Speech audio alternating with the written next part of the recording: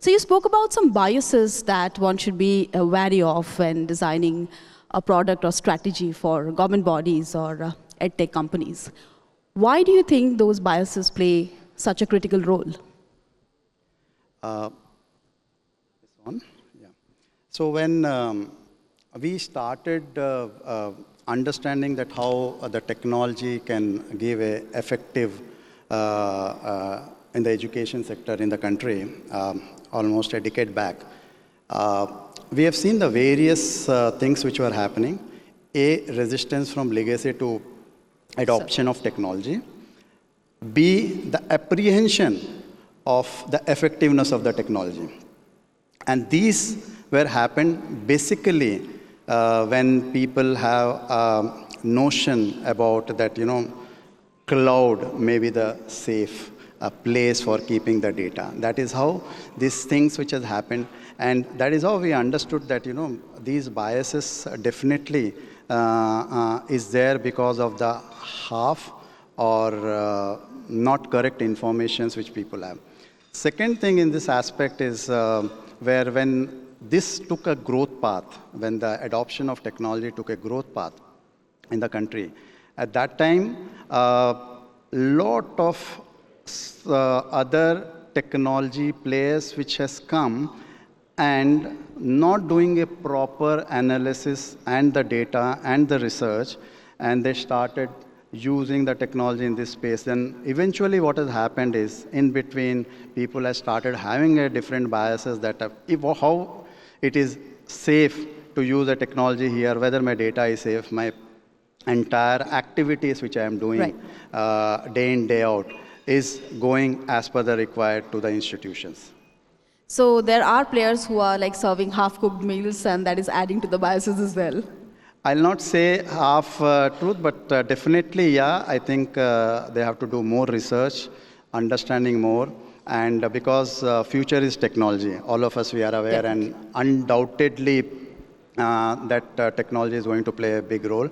And then as business leaders, it's our responsibility to encourage and educate and give a right information at right time, so that people will not be afraid of using technology. So well said. Well, TCS Ion is a provider of digital learning. What do you think the impact of pandemic is on the entire education sector? Yeah, so pandemic, pre-pandemic, a lot of apprehension was there using online learning, the adoption, the acceptance. The civil society used to say brick and mortar model. If I go to some institution, that is a better way of learning. But the pandemic actually last 24 months has given this boost to this entire idea. As far as in terms of business, definitely it has got affected, but in a positive way. And adoption has gone multifold. Acceptance has gone multifold.